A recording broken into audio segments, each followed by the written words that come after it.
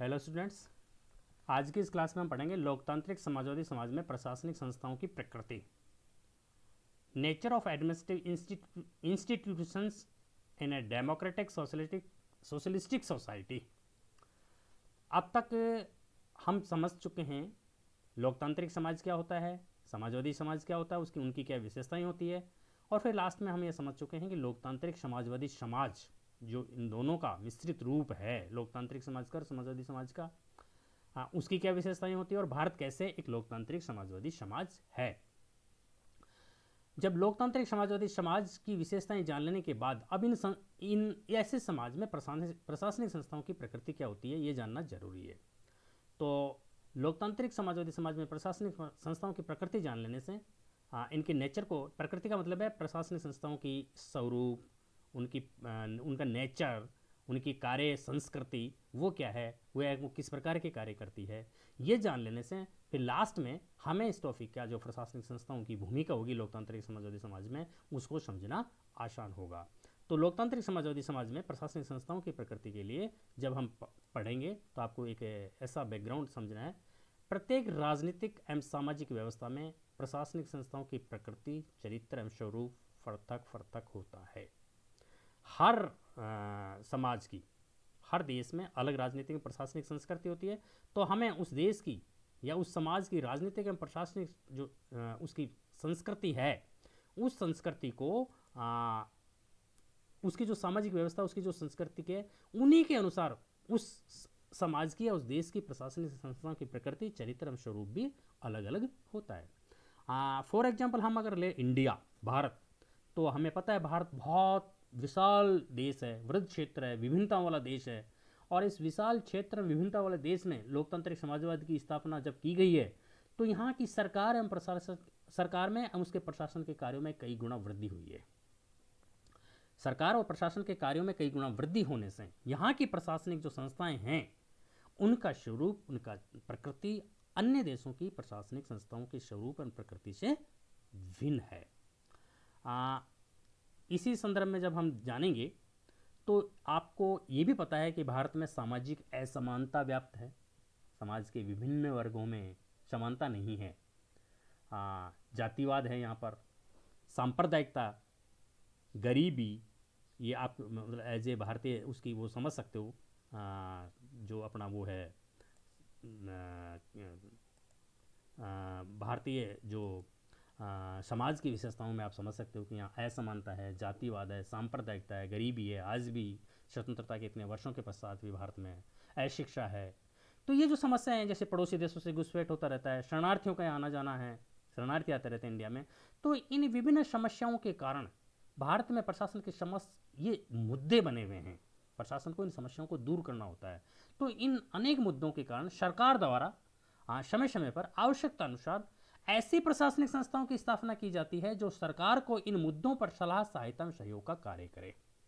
अर्थात भारत के जैसे विशाल देश में जो विभिन्नताएं हैं, सामाजिक, आर्थिक राजनीतिक समस्याएं हैं, उन समस्याओं के अनुसार भारत में ऐसी प्रशासनिक संस्थाओं की स्थापना की गई है जो इन समस्याओं से संबंधित मुद्दों पर सरकार को सलाह, सहायता, सहयोग का कार्य करे।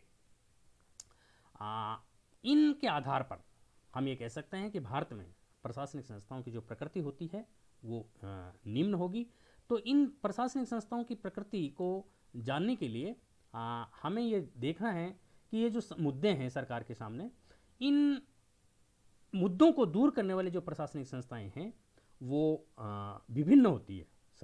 सलाहकारी होती है, कुछ सहयोगी होती है, कुछ नियामकीय होती है। तो इन प्रशासनिक संस्थाओं द्वारा किए जाने वाले कार्यों या इनके स्वरूप के आधार पर भारत में प्रशासनिक संस्थाओं की प्रकृति को सामने दी गई स्लाइड में आप अच्छी तरह समझ सकते हैं। कुछ प्रशासनिक संस्थाओं की प्रकृति विधायी होती है, विधायी प्रकृति।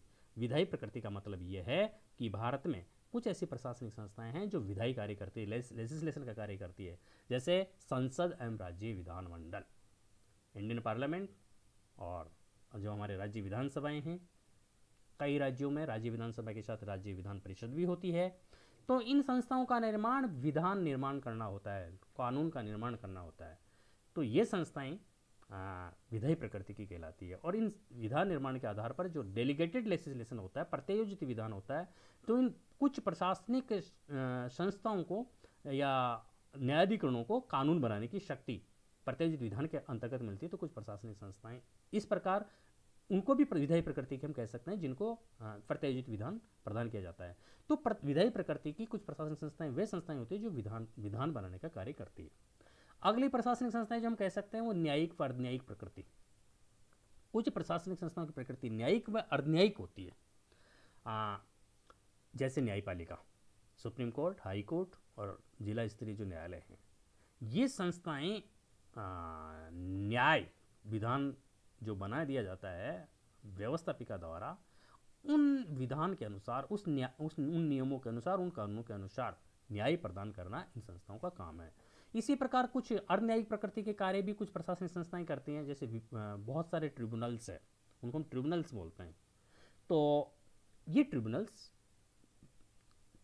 न्यायाधिकरण कहलाते हैं और ये अर्धन्यायिक प्रकृति के कार्य करते हैं, जैसे कैट, सेंट्रल एडमिनिस्ट्रेटिव ट्रिब्यूनल, केंद्रीय प्रशासनिक न्यायाधिकरण। फॉर एग्जांपल राजस्थान के लिए, तो राजस्थान में एक राजस्थान सिविल सेवा अपील अधिकरण और है, Rajasthan civil services appellate authority. तो ये इस प्रकार के कुछ न्यायाधिकरण हैं, कुछ ट्रिब्यूनल्स है जो न्यायिक प्रकृति के कार्य करते हैं। कुछ प्रशासनिक संस्थाएं कल्याणकारी प्रकृति की होती है, अर्थात उनका काम जन कल्याण करना होता है। जनता के कल्याण से संबंधित कार्य करने वाली प्रशासनिक संस्थाओं की प्रकृति कल्याणकारी प्रकृति कहलाएगी। For example CSW central social welfare board, केंद्रीय समाज कल्याण मंडल। तो इन प्रशासनिक संस्थाओं का काम जन कल्याण करना होता है। कहने का मतलब है जो प्रशासनिक संस्थाएं जो जिनका स्वरूप है, जो कार्य करें, उनके अनुसार उनकी प्रकृति हम परिभाषित कर सकते हैं। अगली प्रशासनिक संस्थाएं नियामकीय एवं पर्यवेक्षीय प्रकृति। कुछ प्रशासनिक संस्थाएं रेगुलेटरी फंक्शंस करती है, नियामकीय सामान्य जनहित के कार्य, और कुछ पर्यवेक्षीय सुपरवाइजरी का कार्य भी करती है कुछ प्रशासनिक संस्थाएं। फॉर एग्जाम्पल जो हम डिटेल से आगे चल के पढ़ेंगे, जिनके बारे में ECI, election commission of India, भारतीय निर्वाचन आयोग, संसद एवं राज्य विधानसभाओं के राष्ट्रपति के चुनावों का प्रबंधन करना भारतीय निर्वाचन आयोग का प्रमुख दायित्व है। देश में संसद एवं विधानसभाओं के निष्पक्ष चुनाव संपन्न हो, और उसका एक प्रोसेस है। वैश्विक मताधिकार जो है, जो आप एडल्ट्स को मिला हुआ है, वो सारा प्रोसेस निष्पक्ष चुनाव संपन्न हुए या नहीं हुए हैं, ये देखना भारतीय निर्वाचन आयोग का कार्य है। इसी प्रकार एक रेलवे बोर्ड, ये भी नियामकीय एवं पर्यवेक्षीय प्रकृति के कार्यों में आता है। ये इन प्रशासनिक संस्थाओं की प्रकृति नियामकीय एवं पर्यवेक्षीय प्रकृति की है। इसी प्रकार कुछ प्रशासनिक संस्थाएं सलाहकारी प्रकृति की होती है, एडवाइजरी नेचर होता है उनका। उनके द्वारा कुछ गवर्नमेंट ऑफ इंडिया को, और कुछ राज्यों में भी होती है, जो स्टेट गवर्नमेंट को सलाह देने का कार्य करती है। इन प्रशासनिक संस्थाओं की प्रकृति को हम सलाहकारी प्रकृति में शामिल कर सकते हैं। जैसे सलाहकारी प्रकृति में मेजर जो आपके हम आगे चल के पढ़ेंगे भी जिसके बारे में, एफसी का मतलब है फाइनेंस कमीशन, ये इसका संविधान में भी वर्णन है। हमने पहले पढ़ा था ना एडमिनिस्ट्रेटिव इंस्टीट्यूशंस के टाइप से, प्रशासनिक संस्थाओं के प्रकार, तो उसमें एक संवैधानिक प्रशासनिक संस्था हमने पढ़ा था जिनका संविधान में वर्णन है। तो उसमें एफसी और यूपीएससी दोनों हैं। एफसी का मतलब है वित्त आयोग, फाइनेंस कमीशन, और इसी प्रकार दूसरी प्रशासनिक संस्था है UPSC, union public service commission, संघ लोक सेवा आयोग। वित्त आयोग केंद्र एवं राज्यों के मध्य वित्तीय संबंधों का निर्धारण, वित्तीय संसाधनों का वितरण किस प्रकार होगा, इस संबंध में सलाह देने वाली सर्वोच्च संवैधानिक संस्था है वित्त आयोग। इसी प्रकार केंद्रीय सेवाओं में, अखिल भारतीय सेवाओं में भर्ती एवं अन्य पदोन्नति एवं अन्य नीतियों से संबंधित भारत सरकार को या नियमों के निर्माण में भारत सरकार को सलाह देने वाले महत्वपूर्ण संवैधानिक संस्था है यूनियन पब्लिक सर्विस कमीशन, संघ लोक सेवा आयोग। तो इन प्रशासनिक संस्थाओं की प्रकृति को हम कह सकते हैं कि इनकी प्रकृति सलाहकारी है। इसी प्रकार कुछ प्रशासनिक संस्थाओं की प्रकृति नियोजक प्रकृति कह सकते हैं हम। उनकी प्लानर प्रकृति है, प्लानर नेचर है, प्लानिंग करने का काम है उनका, या उन प्रशासनिक संस्थाओं के द्वारा देश के आर्थिक एवं सामाजिक विकास के लिए प्लानिंग की जाती है। फॉर एग्जाम्पल नीति आयोग, पहले भारत में स्वतंत्रता के पश्चात एक योजना आयोग की स्थापना की गई थी, वो कार्यकारी संस्था है। योजना आयोग और नीति आयोग योजना आयोग पहले योजना आयोग बनाया गया था। ये कार्यकारी संस्था है, यानी कि कार्यपालिका के आदेश से इसका निर्माण होता है। संवैधानिक संस्था नहीं है, लेकिन देश के आर्थिक विकास में पूर्व योजना आयोग ने महत्वपूर्ण योगदान दिया है। पंचवर्षीय योजनाओं का निर्माण, उनका मूल्यांकन, सब कुछ योजना आयोग द्वारा किया गया है। हाल ही के वर्षों में योजना आयोग का नाम परिवर्तित कर दिया गया है और अब योजना आयोग के स्थान पर नीति आयोग देश में आर्थिक विकास का मूल्यांकन या आर्थिक विकास का एक तरीके से पर्यवेक्षणीय कार्य कर रहा है। देश के आर्थिक विकास में किन क्षेत्रों को प्राथमिकता दी जाएगी, संसाधनों का किन क्षेत्रों में या किन एरियाज़ में, क्षेत्रों का मतलब किस कृषि में, उद्योग में या इनमें, या किन एरियाज़ में, देश के किन भागों में कौन सी योजनाएं संचालित होगी, ये बनाने का कार्य नीति आयोग का है। इसी प्रकार एक और संस्था है एनडीसी, नेशनल डेवलपमेंट काउंसिल, राष्ट्रीय विकास परिषद। ये राष्ट्रीय विकास परिषद भी नियोजक का कार्य करती है, तो इसकी प्रकृति को भी हम नियोजक प्रकृति में सम्मिलित कर सकते हैं। कुछ प्रशासनिक संस्थाओं की प्रकृति होती है सलाहकारी एवं नियामकीय प्रकृति, यानी कि ये सलाहकारी और नियम के दोनों प्रकार के कार्य करते हैं। For example UGC, university grants commission, दूसरी RBI, reserve bank of India.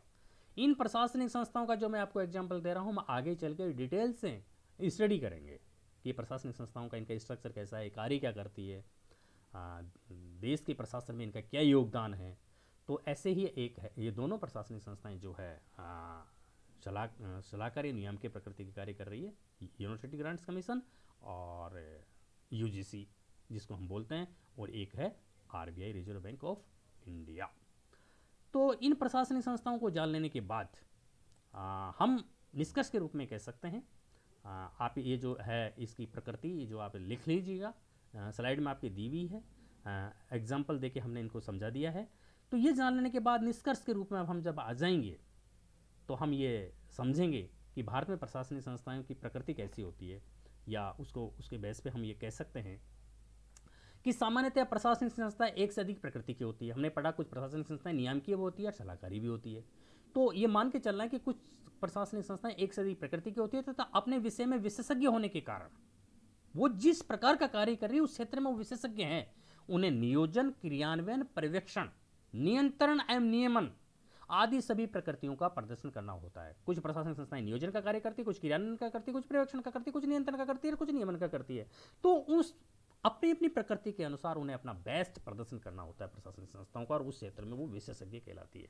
इन प्रशासनिक संस्थाओं की प्रकृति को, प्रशासनिक संस्थाओं की भूमिका जब हम आगे पढ़ेंगे, उनको जान लेने के बाद इस प्रकृति को आप लोग और अच्छी ढंग से समझ सकेंगे।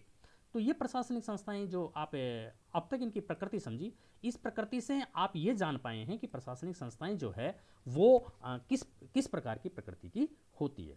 इन प्रशासनिक संस्थाओं की प्रकृति को जान लेने के बाद जब मैंने आपको बताया कि भूमिकाओं से अच्छी तरह समझ में आएगा, और आप प्रकृति को समझ के आपको ये पता पड़ेगा, प्रकृति को आपको ढंग से समझना है। आपसे क्वेश्चन पूछा जा सकता है किसी भी एग्जाम में कि एक लोकतांत्रिक समाजवादी समाज में प्रशासनिक संस्थाओं के प्रकृति एवं भूमिका का वर्णन करो या प्रकृति एवं भूमिका को समझाइए। तो ये जो प्रशासनिक लोकतांत्रिक समाजवादी समाज में प्रशासनिक संस्थाओं की प्रकृति है वो मैं आपको डिटेल से आज मैंने एनालिसिस कर दिया है। अब इसका जो नेक्स्ट पार्ट है भूमिका, वो हम नेक्स्ट क्लास में इसकी स्टडी करेंगे। आप बुक में से और इसको ढंग से पढ़िए, जहाँ कहीं से वो अगर आपको और मटेरियल मिलता है तो वहाँ आप इसको समझिए। Okay bye.